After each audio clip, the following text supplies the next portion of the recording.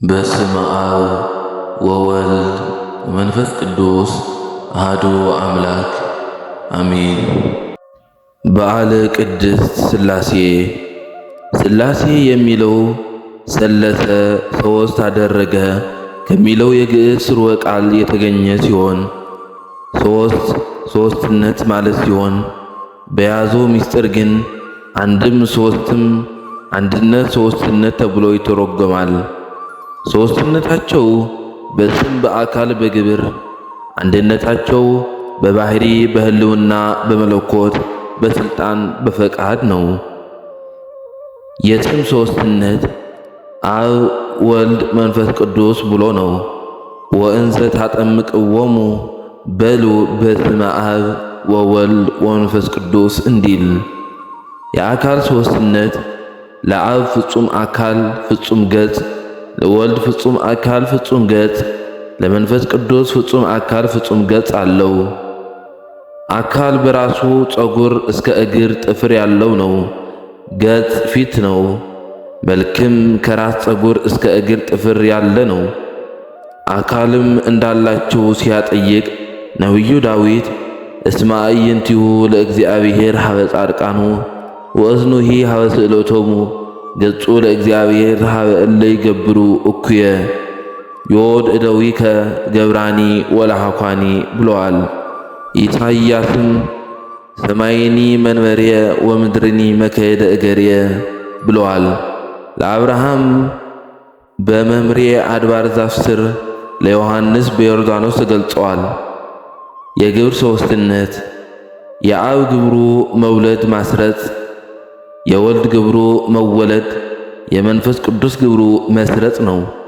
አብ ቢወልድ ቢያሰርጽ እንጂ እንደ ወልድ አይወለድም፣ እንደ መንፈስ ቅዱስ አይሰርጽም። ወልድም ቢወለድ እንጂ እንደ አብ አይወልድም አያሰርጽም፣ እንደ መንፈስ ቅዱስ አይሰርጽም። መንፈስ ቅዱስ ቢሰርጽ እንጂ እንደ አብ አይወልድም አያሰርጽም፣ እንደ ወልድ አይወለድም። ይህም ግብራቸው እጹብ ተብሎ በእጹብ ይወሰናል እንጂ አይመረመርም። ልደተ ወልድ ወፀአተ መንፈስ ቅዱስ እምኀበ ኢይትነገር አላ ይትነከር እንዲል አብን ወላዲ ወልድን ተወላዲ መንፈስ ቅዱሱን ሰራጺ ስላልን የሚበላለጡ አይደሉም፣ አንድ ናቸው። ኢይልህቅ አብ እምወልዱ ወልድኒ ኢይልህቅ እመንፈስ ቅዱስ ወመንፈስ ቅዱስኒ ኢይንእስ እምወልድ ወወልድኒ ኢይንእስ እምአቡሁ እንዳለ አባ ሕርያቆስ በቅዳሴ ማርያም። ጌታም እሬናቸውን ሲያጠይቅ አነ ወአብ አሃዱ ንሕነ ብለዋል። እንዲህም ማለት ሦስት አማልክት ማለት አይደለም፣ አንድ አምላክ ይባላሉ እንጂ። ወመለኮትሰ አብ ወወልድ ወመንፈስ ቅዱስ አሃዱ አምላክ እንዳለ አባ ሕርያቆስ ቅዳሴ ማርያም። ሥላሴም ፀሐይ፣ ክበብ፣ ሙቀት፣ ብርሃን፣ እሳትም ነበልባል፣ ፍህም፣ ሙቀት አላቸው። ነገር ግን አንድ ፀሐይ አንድ እሳት ቢባሉ እንጂ ሦስት ፀሐይ ሦስት እሳት አይባሉም። እንዲሁ ሥላሴም በአካል በግብር በስም ሦስት ቢባሉም ቅሉ አንድ አምላክ እንጂ ሦስት አምላክ አይባሉም። የአንድነታቸውስ ነገር እንደምን ነው ቢሉ በባህሪ በሕልውና በመለኮት በሥልጣን በፈቃድ አንድ ናቸው። የሕልውና አንድናቸው በአብ ልቦናነት ወልድ መንፈስ ቅዱስ ያስቡበታል። በወልድ ቃልነት አብ መንፈስ ቅዱስ ይናገሩበታል።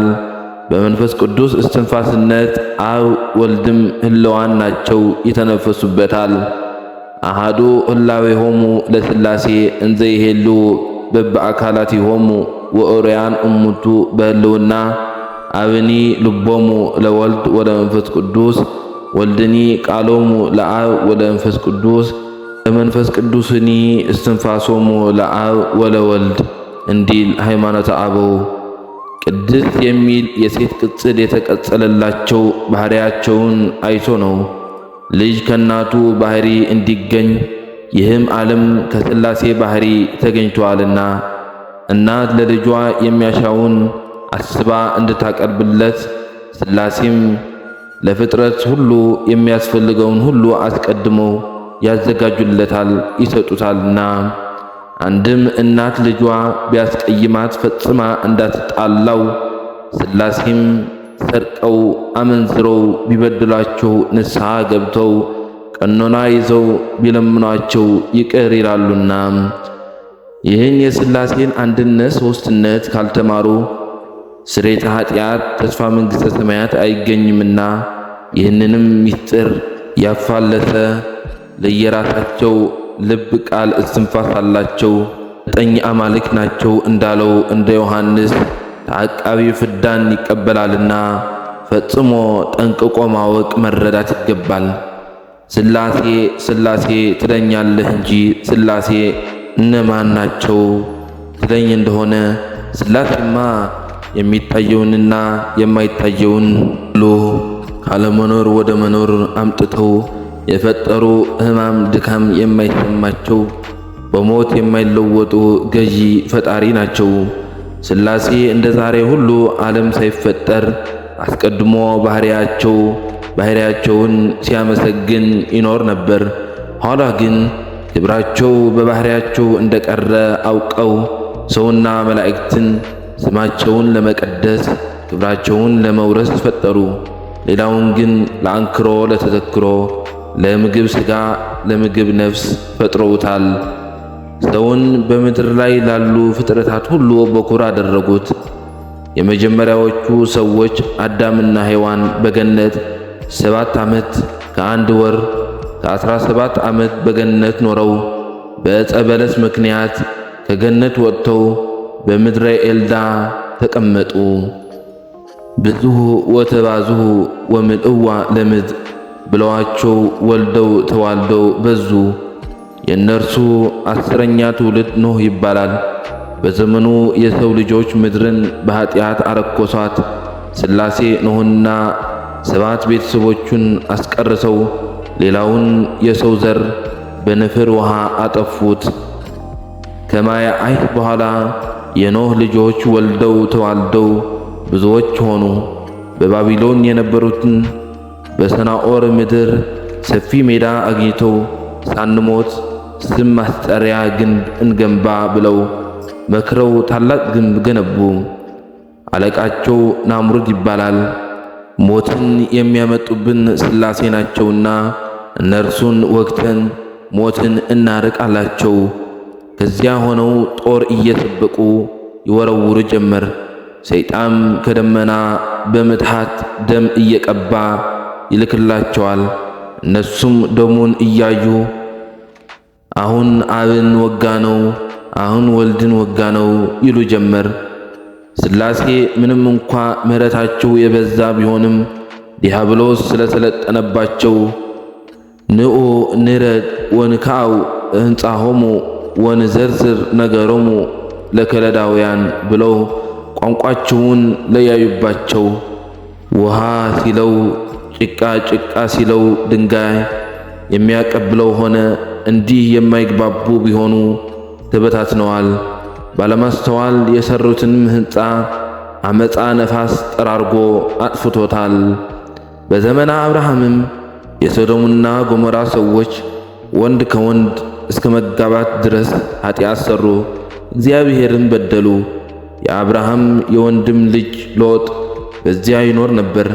ሊያድኑት ቢሹ ሁለቱን መላእክት ልከው እግዚአብሔር ሶዶምና ገሞራን አጠፋለሁ ብለዋልና ሚስትህንና ልጆችህን ይዘህ ወደ ዞዓራ ሂድ፣ ስትሄድም ወደ ኋላ ዙረህ አትመልከት አሉት።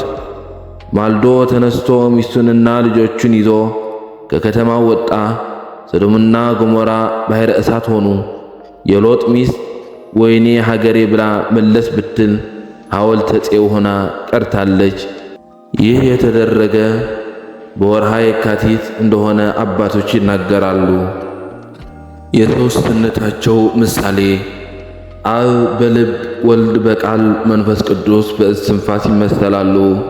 ይህም ማለት አብ ቃል እስትንፋስ በአንድ ሰው ሕይወት እንዳሉ ልብነት ቃልነትና እስትንፋስነትም የሥላሴ ባሕርያት ናቸው።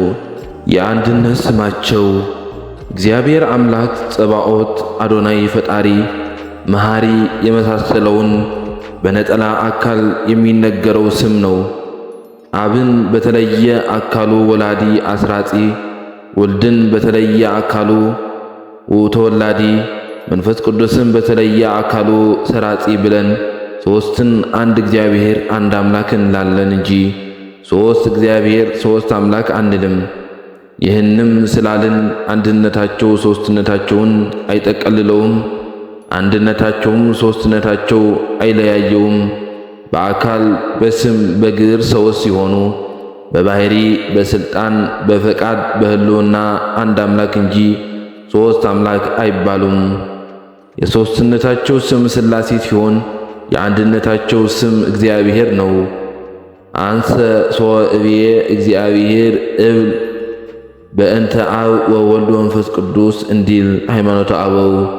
የምስጢረ ሥላሴ ነገር በዘመነ ቡሊ የተነሳ አበው ነቢያት በመንፈስ ቅዱስ ተገልጦላቸው የተናገሩትን ከላይ ጠቅሰናል።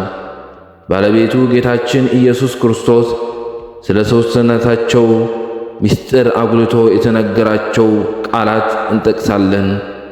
ወእንዘ ታጠምቅዎሙ በሉ በስመ አብ ወወልድ ወመንፈስ ቅዱስ ወመጺኦ ጰራቅሊጦስ ዘአነ እፌኑ ለክሙ እምኀበ አብ ውእቱ ሰማዕቴ ሲል አነ ብሎ ራሱን ጰራቅሊጦስ ብሎ መንፈስ ቅዱስን እምኀበ አብ ብሎ አብን እንዲሁም ወባሕቱ ጰራቅሊጦስ መንፈሰ ጽድቅ ዘይፌኑ አብ በስሜ ውእቱ ይሜህረክሙ ኩሎ መንፈሰ ጽድቅ ብሎ መንፈስ ቅዱስን በስሜ ብሎ ራሱን ዘይፌኑ አብ ብሎ አብን በማንሳቱ የሦስትነታቸውን ምስጢር አስረዳም።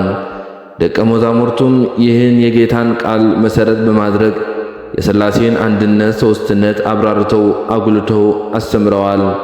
ይልቁንም ዮሐንስ ወንጌላዊ ቀዳሚሁ ቃል ውእቱ ወውእቱ ቃል ሀበ እግዚአብሔር ውእቱ ወእግዚአብሔር ውእቱ ቃል ወዝንቱ ቀዳሚሁ እምቀዲሙ ሀበ እግዚአብሔር ውእቱ ብለዋል። ቀዳማዊ ነው፣ እሱም ከእግዚአብሔር ዘንድ ነው። ያ ቃል እግዚአብሔር ነው፣ እሱም ቀዳማዊነቱ ከጥንት ጀምሮ ከእግዚአብሔር ዘንድ ነው። ቀጥሎም ወውእቱ ቃል ሥጋ ኮነ ወኀደረ ላዕሌነ ያ እግዚአብሔር ነው ያለው ቃል ሥጋን ሆነ በእኛም ላይ አደረ ብለዋል። በዚህም ሆነ ያለው ይዘው ተለወጠ እንዳይሉ ኀደረ ያለው ይዘው እንደ ንስጥሮስ ኅድረት እንዳይሉ ኮነ ብሏቸዋል። ኮነና ኀደረ እርስ በርሳቸው ይወራረሳሉ ተብለዋል። እንዲሁም በራእዩ ለጽሑፍ ውስተ ፍጽሞሙ ስሙ ወስመ አቡሁ ወስመ ቅዱስ መንፈሱ ብለዋል። ዳግምም ወይቤለኒ ዝክቱ ቃለ ጽድቅ ወመሃይም እግዚእነ ወእግዚአብሔር አምላክነ ወመንፈሰ ነቢያት ዘፈነወ መልአኮ ከመ ያርእዮሙ ለአገርቲሁ ሲል የሦስትነታቸውን ምስጢር አጉልቶ ተናግረዋል። ከሐዋርያት በኋላ የተነሱ ሊቃውንተ ቤተ ክርስቲያንም ምስጢረ ሥላሴን አምልተው አስፍተው ተናግረዋል። እንግዲህ መጀመሪያ አበው የገለጹትን ቀጥሎም የጌታን ቃል መሠረት አድርገው ሐዋርያት ያስተማሩትን ኋለኞች ሊቃውንት የሐዋርያትን ቃል ተከትለው አጉልተው አስፍተው የገለጡትን የሥላሴን ምስጢር ሳናጎድል ሳንጨምር መማር ማስተማር ማመን ማሳመን አለብን። 318 ሊቃውንት ንእመን ዘእንበለ ተሐስሶ ብለዋል። ዕውቀታችን ሊደርስበት የማይችለውን ሳንመራመር እጹብ ድንቅ እያልን እንድናምን አደራ ብለዋል። ከተጻፈልን ጽሑፍ አልፈን የሥላሴን ጥንታዊነትና ዘላለማዊነት ከሃሊነትና ሁነት ተመራምረን እንደርስበታለን ብሎ መጨነቅና ማሰብ እጅን ከነበልባለ እሳት አጉቶ ሳይቃጠል ማውጣት 10,000 ጊዜ ይቀላል። ጥልቁና ረቂቁ የሥላሴን ምስጢር ተመራምሬ አውቋለሁ ብሎ ማሰብ ይቅርና ሰው ሁሉ የየራሱን ግዙፍ ባህሪ ስንኳ ዓለም ከፈጠረ ጀምሮ እስከ አሁን መርምሮና ተመራምሮ ያወቀ የጠናቀቀ አልተገኘም፣ ወደፊትም አይገኝም። ምስጢረ ሥላሴ ከሙሉ በከፊሉ ከብዙም ከጥቂቱ ይህ ነው። የሥላሴን አንድነት ሦስትነት በምሳሌነታቸው የሚያስረዱ ነገሮች ፀሐይ፣ እሳት፣ ነፋስ፣ ውሃ፣ ባህር ናቸው። የፀሐይ ሦስትነት ክበቡ፣ ሙቀቱ፣ ብርሃኑ ነው። እንደ ክበቡ አብ፣ እንደ ብርሃኑ ወልድ፣ እንደ ሙቀቱ መንፈስ ቅዱስ ናቸው። አቡየ ፀሐይ ወአነ ብርሃኑ ወመንፈስ ቅዱስ ዋዕዩ እንዲል ቀለሚንጦስ በውስተ ፀሐይ ሴመ ጽላሎቶ አብ ፀሐይ ወልድ ፀሐይ መንፈስ ቅዱስ ፀሐይ አሃዱ ውእቱ ፀሐየ ጽድቅ ዘላዕለ ኩሉ አባ ሕርያቆስ የእሳት ሦስትነት አካሉ ብርሃኑ ሙቀቱ ነው። ይኸውም እሳት አምጣ ሲባል አካሉን፣ እሳት አብራ ሲባል ብርሃኑ፣ እሳት እንሙቅ ሲባል ሙቀቱ፣ እንደ አካሉ አብ፣ እንደ ብርሃኑ ወልድ፣ እንደ ሙቀቱ መንፈስ ቅዱስ ናቸው። አቡየ እሳት ወአነ ብርሃኑ ወመንፈስ ቅዱስ ዋዕዩ አብ እሳት ወልድ እሳት መንፈስ ቅዱስ እሳት አሃዱ ውእቱ እሳተ ሕይወት ዘእምአርያም ቅዳሴ ማርያም አቡየ ወአነ ወመንፈስ ቅዱስ እሳት ወነበልባል ወፍም ሦስት ምዕት ቅዳሴ የነፍስ ሦስትነት ልብ ቃል እስትንፋስ ነው። ይህ ሰው ለባዊ ነው ሲባል ልቡን፣ ይህ ሰው ነባቢ ነው ሲባል ቃሉን፣ ይህ ሰው ሕያው ነው ሲባል እስትንፋሱን መናገር ነው።